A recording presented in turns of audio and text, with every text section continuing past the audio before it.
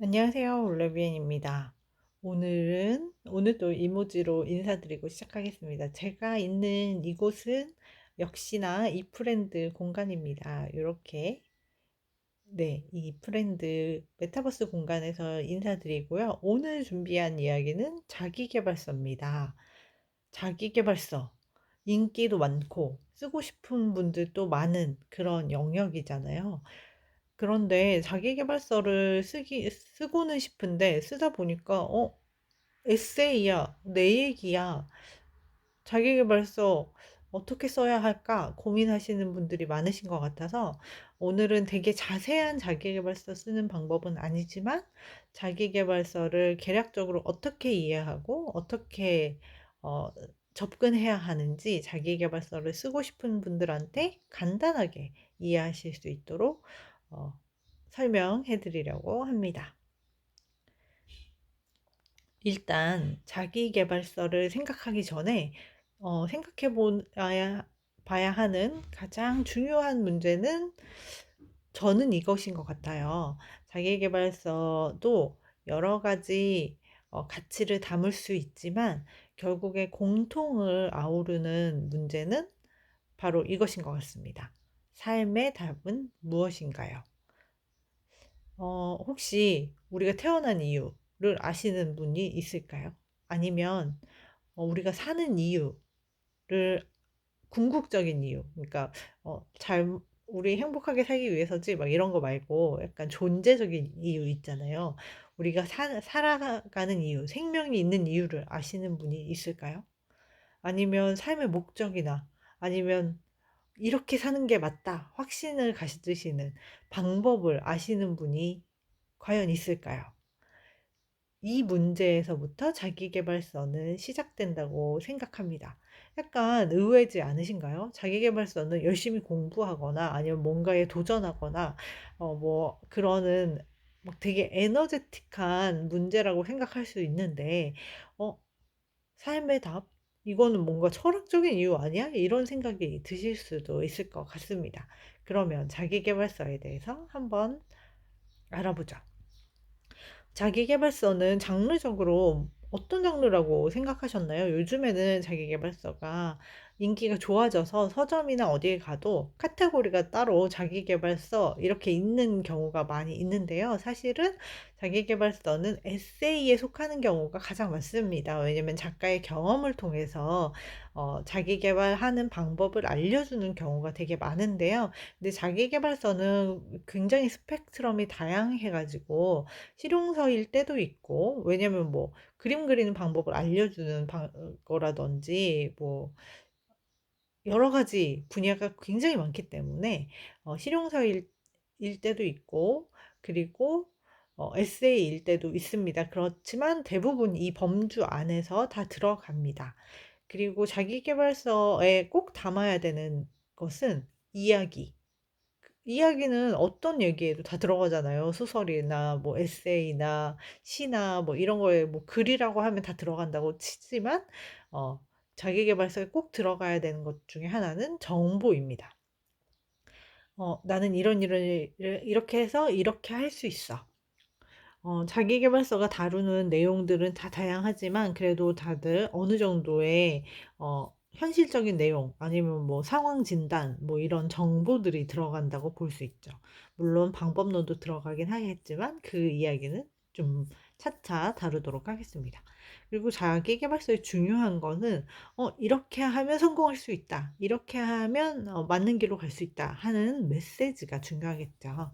그래서 자기계발서에는 작가의 스토리 아니면 뭐 작가가 들려주고 싶은 어떤 이야기 그리고 정보 그리고 작가가 궁극적으로 전달하고 싶은 메시지가 강렬한 책이라고 보시면 되겠습니다. 그러면 어, 이야기도 있고 정보도 있고 에세이도 정보가 있을 수 있는데 에세이도 메시지가 없는 건 아니잖아. 그러면 에세이와 다른 점은 진짜 뭘까? 이렇게 생각하신다면 에세이는 경험을 감동으로 바꾼다면 자기계발서는 경험을 방법으로 바꿔야 됩니다. 에세이는 작가의 삶에 공감하면서 그래 맞아. 이런 것도 나도 있었어." 이렇게 하면서 감정적 공유라든지 아니면 삶의 깨달음 뭐 이런 거를 준다면 자기계발서는 경험을 방법으로 바꿔서 이걸 읽는 독자도 같은 결과를 도출해 낼 수 있는 과정을 설명하는 것이라고 볼 수 있죠. 어떻게 보면 '뭔가를 가르쳐 준다.' 이렇게 생각하시면 될 수 있습니다. 그래서 에세이는 좀 더 감성적인 정보라면 자기계발서는 좀 더 실용적인 정보에 가깝다고 볼 수 있겠죠.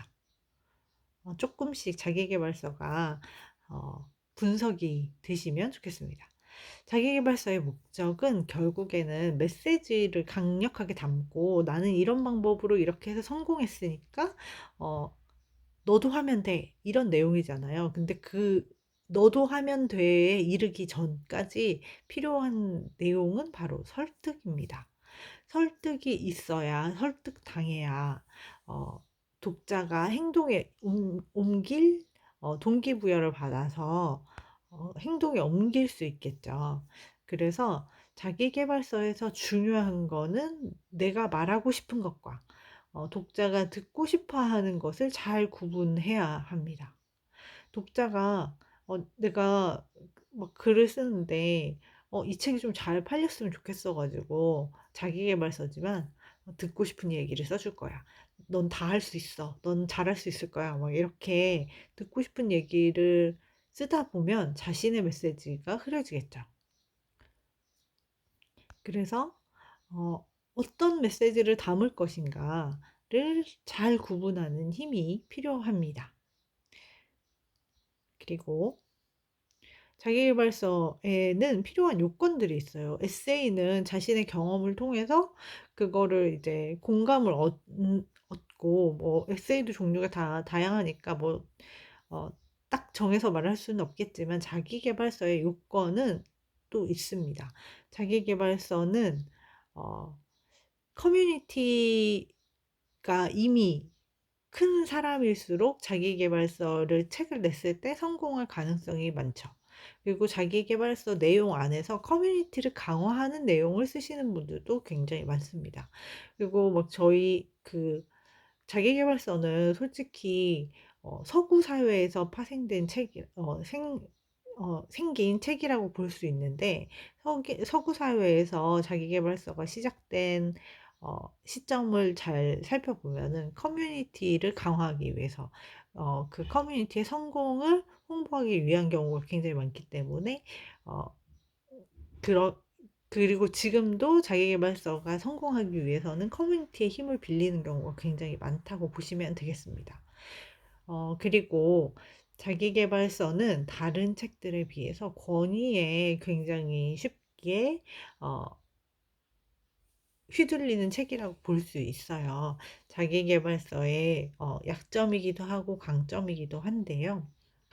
만약에 이 책을 쓴 사람이 어마어마한 성공을 이뤄 가지고 "너도 이렇게 할 수 있어." 이렇게 한다고 하면 독자가 당연히 설득당하겠죠. 그런데 나는 이런 과정을 가고 있는 겨 기 중이고 과연 결과는 어떻게 나올지 모르겠네." 하면은 따라할 사람들이 현저히 줄어들겠죠. 그래서 자기계발서는 권위를 드러내는 것이 일반적입니다.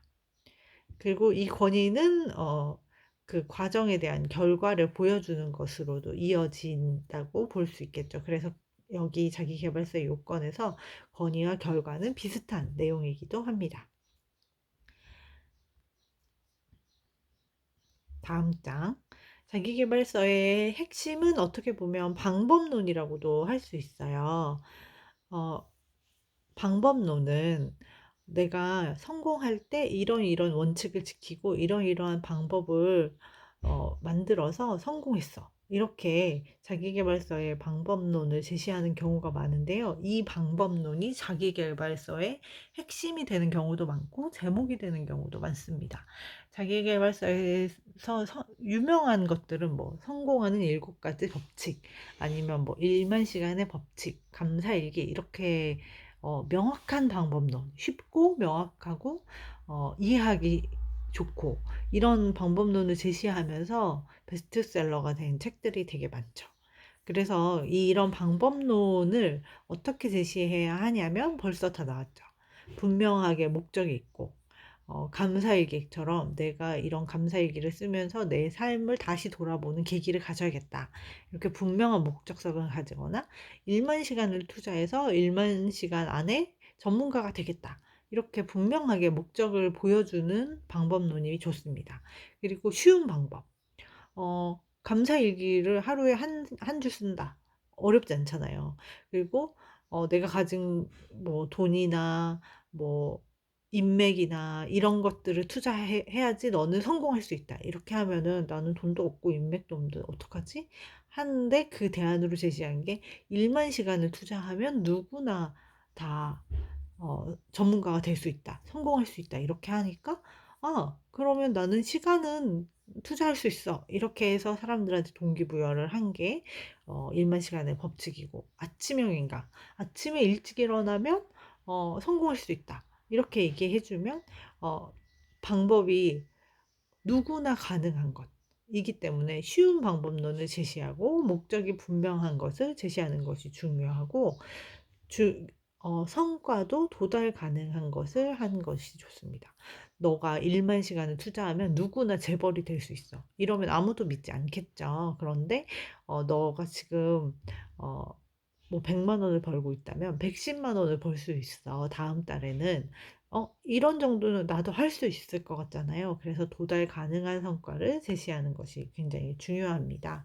그래서 독자들은 자기계발서를 보면서도 이게 타당한가, 합리적인가, 그런 것들을 항상 따져봅니다. 그런데 자기계발서대로 산다고 목표를 다 이룰 수 있는 것은 아니잖아요.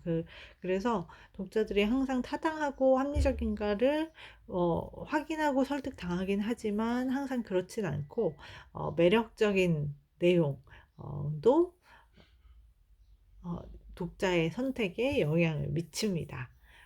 자, 자기계발서의 방법론, 이제 나만의 방법을 개발할 준비가 되셨으면 좋겠습니다. 방법론에 또 다른 중요점이 있습니다. 쉬워야 하고, 목적이 분명해야 되고, 이룰 수 있는 것이어야 되는데, 여기서도 이게 너무 추상적이어가지고, 뭐 쓸데가 없는 거면 소용이 없잖아요. 그래서 실질적인 이익이어야 하고, 실용적이어야 하고, 타당하고, 쉬운 방법이고, 그리고 제가 여기서 가장 강조하고 싶은 것은 가치 있는 일이어야 됩니다. 어, 감사일기가 그런 이유에서 성공했다고 볼 수 있는데요. 감사일기를 써보는 것만으로도 내 인생의 가치를 확대해 볼 수 있기 때문에 많은 사람들의 공감을 얻었다고 생각해요. 근데 아침형 인간은 예전엔 엄청 성공해가지고 유행했었잖아요. 그런 제목을 한 책들이 수도 없이 나오고. 그런데 지금까지 지속되지 못하는 이유는, 누구나 부지런하게 살아야 된다는 것에 대해서는 공감하지만, 아침형 인간, 아침에 일찍 일어난다고 더 가치 있는 삶을 살까? 아니면, 밤에 늦게까지 밤을 새우고 늦게 일어나는 사람은 더 가치가 없을까? 여기에서 문제가 시작되어서 지금까지는 공감 얻지 못하는 가치의 문제가 어, 간섭이 되었다고 생각하거든요. 그래서 자기계발서가 생명을 길게 유지하려면 가치를 같이 판매해야 됩니다. 타당하고 합리적이어야 하고 가치 있는 일을 방법론으로 제시할 수만 있다면 좀 많은 사람이 보지 않더라도 의미 있는 책이 되겠죠. 그러면 이 방법론을 제시하기 위해서 자기계발서는 다른 에세이, 다른 실용서들과 다른 논리적인 구조가 존재해야 됩니다. 어, 우리의 문제가 어디 있는가? 우리가 왜 이렇게 게으르게 살고 있지? 아니면 내가 지금 이루고 싶은 게 무엇인가? 이런 문제에 대한 정의가 분명히 필요하고요. 그리고 어, 현재 상황이 어떤가? 나는 어디서부터 출발해야 되는가? 이런 상황 분석, 이런 게 뭐 순서가 좀 바뀔 수는 있지만, 뭐 현재 상황 분석이라든지 이런 순서가 바뀔 수는 있지만, 그래도 논리적인 구조가 책 안에서 타당하게 전개되어야 합니다. 그래서 뭐 난 아침에 늦게 일어나는 게 계속 문제인 것 같고, 요즘 맨날 늦게 자는 게 이게 원인인 것 같고, 그러면 일찍 자면 어떤 좋은 아침에 일찍 일어나면 어떤 좋은 점이 있고, 그걸로 인해서 얻을 수 있는 결과는 뭐가 있지? 이런 것을 논리적으로 이해시켜야 됩니다. 그래서 계획을 수립하고 목표를 설정하고 이거를 실행해서 목표를 이룰 수 있는지 평가하는 게 중요합니다. 이런 논리적인 구조를 다 갖추고도 자기계발서에서 또 기둥이 되는 또 중요한 포인트가 하나 있습니다. 동기부여죠, 바로.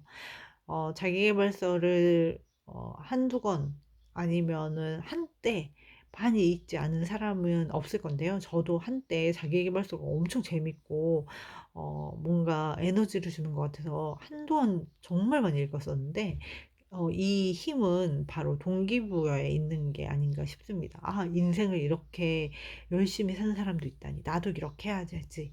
이런 동기부여를 해주는 것만으로도 자기계발서의 역할을 다했다고도 볼 수 있죠. 그래서 동기부여를 어떻게, 사실 말로, 어, 당신도 충분히 할 수 있습니다. 그러면 이제부터 내일부터는 일찍 일어나 가지고 어떻게 목표 설정을 하시고 하시길 바랍니다. 이렇게 설득하는 건 보통 힘든 일이 아니잖아요. 그래서 동기부여를 어떻게 잘 할 수 있을지를 연구하셔야 됩니다. 그래서 제가 이미 벌써 다 말하긴 했는데, 자기계발서에서 방법론을 컨셉이 분명한 것은 쉽고 네, 목적이 분명하고 이런 것들을 제목에 다 보여주는 것들이 인데요. 1만 시간의 법칙, 감사일기, 이런 것들은 분명한 가치와 방법론을 드러냈기 때문입니다. 그러면 성공한 7가지 법칙 이런 것들은 왜 그렇지? 뭐 성공을 위한 뭐 7가지 법칙 이런 거 왜 이러지? 왜냐면 그런 거 7가지만 알면 성공할 수 있다는 희망을 주기 때문이죠. 그래서 이렇게 숫자가 들어가는 것도 자기계발서의 강점 중에 하나입니다. 어, 자기계발서는 그런데 슬픈 점이 있습니다. 제가 아침형 인간을 아까 예를 들었잖아요. 아침형 인간은 시대적인 가치와 약간 어긋나면서 더 이상은 어, 트렌디한 책이 아니라고 볼 수 있잖아요. 자기계발서가 슬픈 점은 수명이 좀 짧다는 겁니다. 그 시대적인 트렌드에 굉장히 민감하고, 어, 길면 3년, 뭐, 더 짧으면 1년 안에 수명이 다하는 경우가 있고, 어떤 책 하나가 인기를 끌면 아르작이 막 나오면서, 어, 트렌드를 주도하게 됩니다.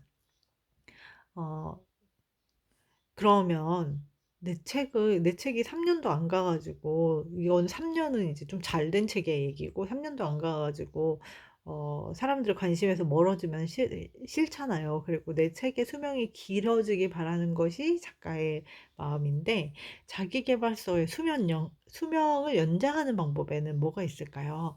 어, 일단은 자기계발서는 제가 아까 말씀드렸잖아요. 삶을 어떻게 살아야 하는가? 우리가 태어난 이유는 무엇인가?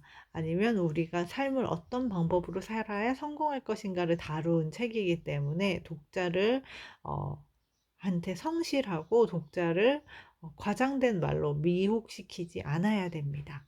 그리고 아까 제가 시작할 때 자기계발서가 오랫동안 살아남기 위해서 가장 중요한 것은 우리는 왜 살고 있는가? 우리는 어떤 가치를 위해서 사는가가 중요한 질문이기 때문에, 그래서 어떻게 하면 잘 산다는 목적을 이룰 수 있을까가 자기계발서의 미묘한 차이는 있지만 궁극적인 목적이기 때문에 인간사를 관통하는 절대적 가치를 담아야 된다고 생각합니다. 그래서 지금까지 오랫동안 히트치고 있는 자기계발서를 챗 GPT한테 물어봐서 가져왔습니다. 스티븐 코비의 7가지 습관으로 성공한 사람들. 7가지 습관만 알면 되니까 쉽겠죠. 그리고 부자 아빠, 가난한 아빠, 마법의 질문, 목표의 마법, 이기는 습관, 개발의 선구자들, 성공하는 사람들의 7가지 습관, 인간관계론, 죽음의 수용, 최고의 선물 같이, 이거는 제목을만 봐도 뭐 인간관계론, 죽음의 선물, 섞었네요. 죽음의 수용, 최고의 선물 같이 목표의 마법, 가치를 담는 내용을 쓰시는 게 중요합니다. 그래서 저는 자기계발서를 쓰실 분들한테 자기계발서를 쓰면 작가한테 굉장히 유리합니다. 작가한테 브랜딩이 되고 작가의 정체성을 강화할 수 있습니다. 그런데 자기계발서의 수명이 이렇게 짧으니까 자기계발서가 오랫동안 살아남게 하려면 가치를 팔아야지 오래 가기 때문에 작가님들은 내가 자기계발서를 쓰기 전에 성공의 가치를 담기 전에 그 성공해야 되는 이유, 우리가 살아야 되는 이유를 먼저 한번 생각해 보시면 좋겠습니다. 네. 마지막에는 역시 아직 펀딩하고 있는 시키는 대로 책 쓰기, 60이 초고 완성, 어, 90이 작가 되기 이 두 권의 책 펀딩 중입니다. 텀블벅을 통해서 펀딩하고 있고요. 궁금하신 분들은 텀블벅에서 검색해 보시면 좋겠습니다. 그러면 오늘은 자기 계발서 이야기 가져왔는데요. 앞으로도 책 쓰기나 책의 장르나 글쓰기 고민에 대한 여러 가지 이야기를 꾸준히 가져오도록 하겠습니다. 오늘 또 지금까지 들어주셔서 너무 감사합니다. 그럼 오늘 여기까지 마치겠습니다. 안녕!